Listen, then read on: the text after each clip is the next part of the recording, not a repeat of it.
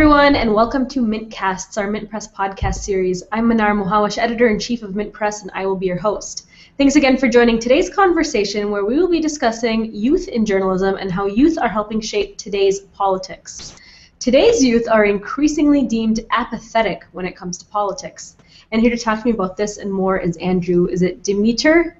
Demeter. Demeter. Okay, I should have asked you before we started, but it's Demeter. No worries. Andrew, no problem. So Demeter is 16 years old, a junior in high school, and founder of TeenTake, a video podcast where he sheds light on topics the mainstream media won't touch.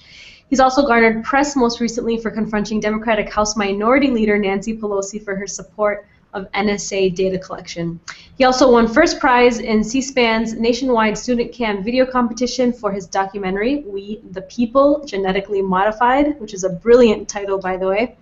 Andrew is passionate about giving our world's youth a much-needed voice in politics and journalism, and is currently working to launch Politicas, the first news channel to be run by teens in hopes to amplify their voice in American politics.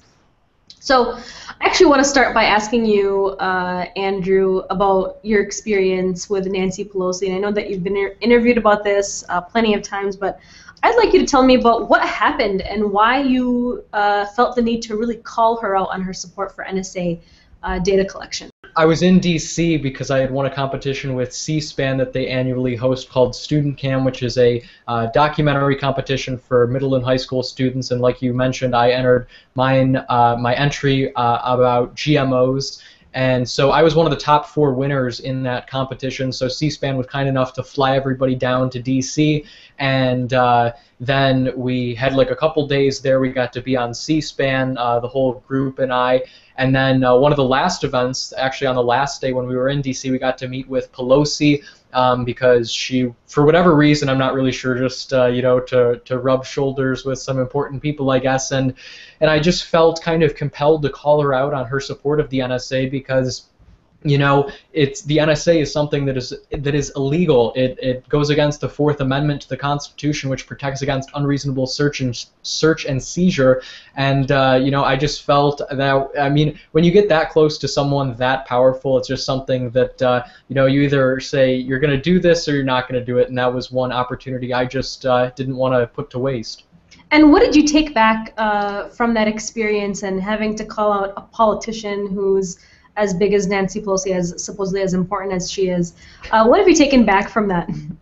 Probably 2 things. The first one being that, most politicians will take no responsibility for whatever policies they support. Pelosi's a great example of that because, she votes for these bills like supporting the NSA and stuff like that. And then when you call her out on it, she first tries to almost deny that she supports it, saying, oh, I didn't support it, whatever, trying to confuse you with like the conjuring of spirits that she does with her hands.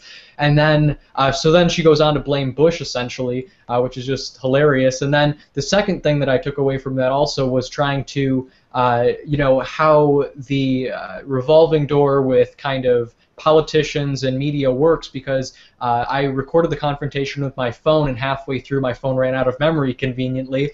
So then I had to get the other angle of that, the other half of that, from C-SPAN, and they initially wouldn't give me the footage. So eventually I had to just go through all this hassle of trying to get the footage from them and sending them like all these different USB flash drives for them to put it on in the mail, and some of them got lost and stuff. It was just a whole hassle in and of itself. So those are 2 things that I learned when confronting her in the whole experience. Okay, so let's talk a little bit about your Politicast video podcast, which I think is really exciting. Tell me a little bit about that and why you started it. Definitely. So the elevator pitch kind of for Politicast is that right now in America, in the world at large, really, the youth is apathetic, like you mentioned in the intro, Mnar, because at least here in America, you can't vote until you're 18. So, my thought process is, for what other teens are thinking, is that, well, if I can't vote until I'm 18, what difference can I legitimately make? Therefore, why should I bother taking an interest in politics? But fact is, as we all know too well, is politics affect everyone, regardless of anything. It transcends everything. And if you don't take an interest in politics, they'll take an interest in you. So my goal with Politicast is kind of twofold. The first step is to get the handful of teens, kind of like myself, who are already interested in politics and have sort of some background knowledge, get them on the air with this political broadcasting system or this broadcasting network. And to do that, we'd rent a studio and have professional graphics and professional grade everything. So this content is packaged and it's aesthetically pleasing, so people are interested. And then the second half of that is we'll syndicate the content produced by these already active teens to inactive teens via social media, which, as everyone knows, teens can't get enough of. And in doing so, we hope to inspire and engage the apathetic and uninvolved youth. And this is really something that we want everyone to participate in, and not only teenagers, but I also kind of interchangeably use the word teen and youth. I don't want to limit it to just people under 18. So that's kind of the process by which I hope to accomplish this. So we were told that under Obama's reign, or right before he got elected, that a lot of the youth got involved into politics and a lot of the youth were let down. How do you even have that sense of hope left in you and in your generation? Well, I think the hope is needs to begin within ourselves, because we can no longer, as we've seen with my confrontation with Pelosi, we can no longer put our trust in these politicians that we know just want to, make personal gains from everything. So I think the hope really needs to begin within ourselves. And like I said, hopefully by engaging other youth into this movement and this broadcasting network that is Politicas, hopefully we can kind of turn the tide and actually have hope in the future of politics. And then also another facet of Politicas that we hope to accomplish as well is we want to do local reporting, national, and then even international reporting.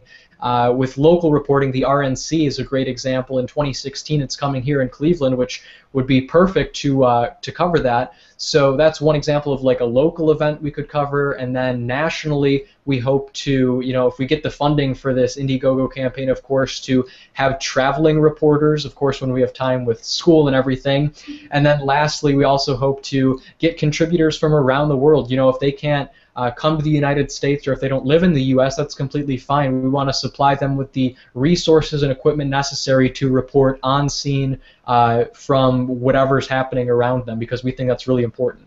Let's talk a little bit about some of the issues that you want to bring attention to, that you really feel like the media, the corporate media especially, has failed to address and inform the public on. What are some of those issues that you want to take on in your Politicast? Definitely, Mnar. Probably some of the issues would overlap with those that I've already covered on TeenTake, being GMOs, the NDAA, domestic spying, the pharmaceutical industry, stuff like that. But it's also a good question that you had too, because the main thing that I'm trying to push with the Politicast as well is kind of, I guess, what media has always wanted to do but has really failed to do, being so biased and everything, and that is we want to, well, I guess the general fact is that everyone is biased. I can say I'm objective, anyone can say they're objective, but at the end of the day, pretty much everyone has a bias. So we at Politicas want to acknowledge that bias and say, personally, myself, I consider myself to be a libertarian, so that's fine. Whenever I'm on air, I'll push, a libertarian agenda.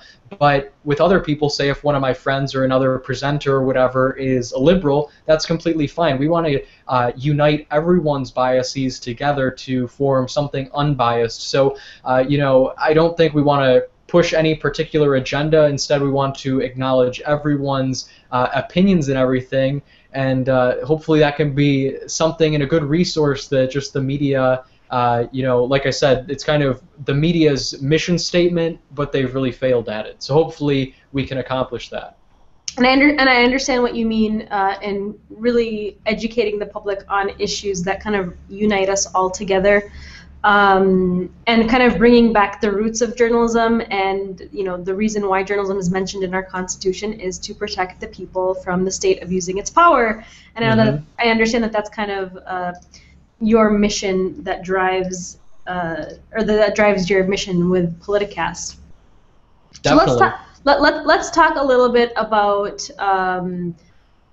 youth not being able to vote. Why do you think it's important for youth to have a voice in politics specifically? Great question. Yeah, the easy answer to that, in my opinion, would just be that the youth is the literal future of our country. And I think with this campaign, it's really a pressing time for this because, respectfully, I think this is an ideal time for adults to put their money where their mouth is. All too often, we hear in just general discourse, oh, the youth, they're doing drugs, they're doing this, they're doing that, they're being destructive and not constructive or productive. And I think this is a time, this is an opportunity that is unprecedented, and I think it has a lot of potential. Of course, I'm biased saying that, being the founder, the person behind this idea, but I think it just has a lot of potential. And like I said, it's something that's really never been done before on this type of scale, and like you said, it's just a chance that the youth can be heard because, like I said, they're the future of the country, and if the youth doesn't begin taking an interest in politics, then, the future looks a little gloomy, in my opinion. So how do people get involved and help out with getting youth involved in journalism and in politics and helping make a difference? I know you have an Indiegogo campaign. Tell me more about that. Yeah, so if anybody's interested, which would be great, you can go to Indiegogo.com. Indie is spelled INDIE, and then go.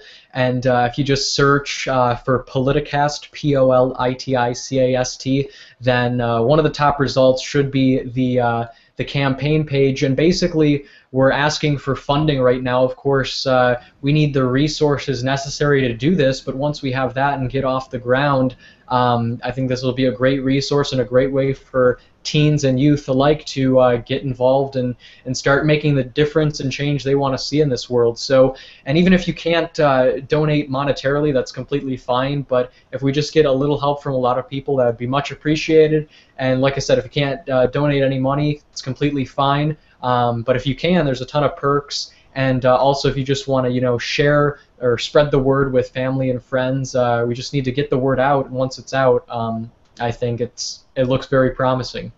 Well, good. Well, I'm really glad to hear that because we do need more youth involved in politics and in journalism as well.